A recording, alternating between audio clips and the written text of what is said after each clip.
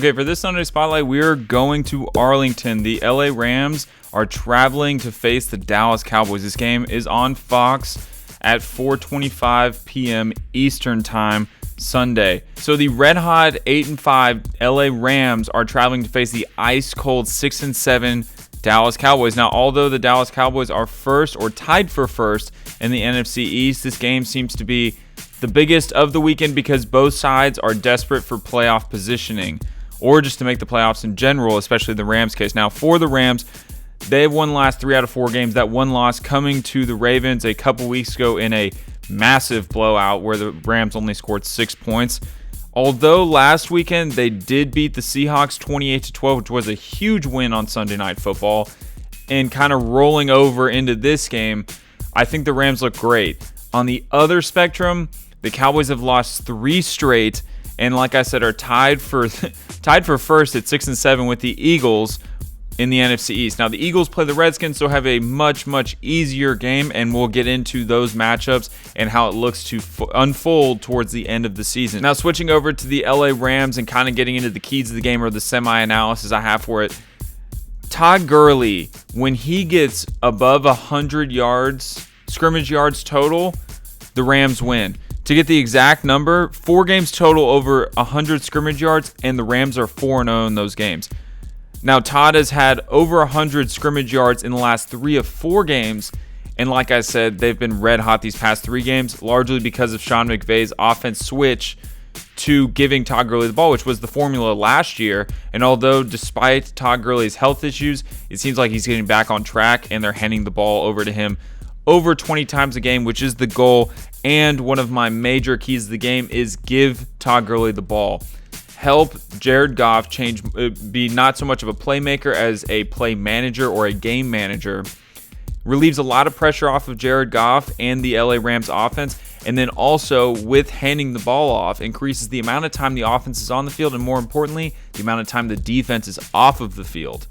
So that gives Aaron Donald and that strong defense, ranked currently number 7 overall in defense, an opportunity to get after Dak Prescott and force mistakes and get the Dallas Cowboys in a hole by their own mistakes, which has been really the formula, I guess you could say, for the Dallas Cowboys recently.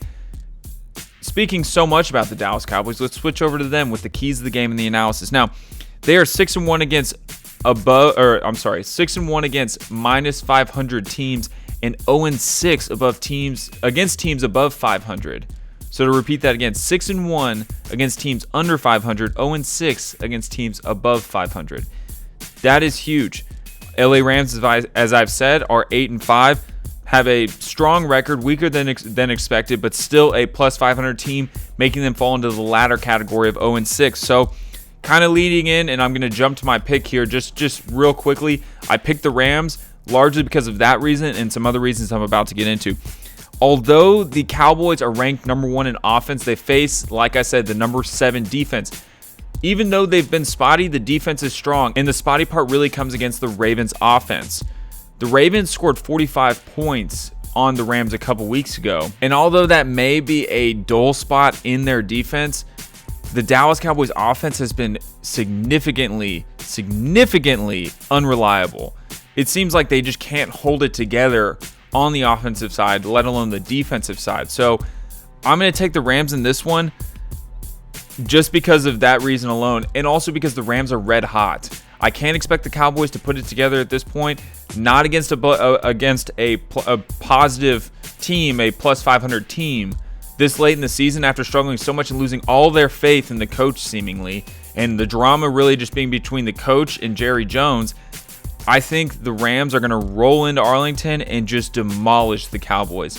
Now, getting into what's next for the Cowboys, or what the future holds for the NFC East, the Cowboys' remaining schedule goes as this. Like we just discussed, the Rams go into Arlington. The Cowboys then travel to Philadelphia to play the Eagles, and then are back at home for the regular season finale against the Redskins.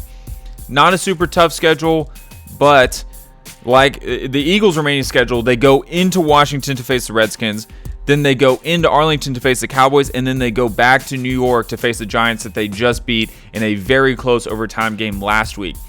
One of these teams obviously has to beat the other, and I believe one of these teams has to win out in order to win this division. I'm really going to have to go with the Eagles to take the playoff spot because facing the Redskins, who have been struggling all season, have clearly been in a rebuilding mode.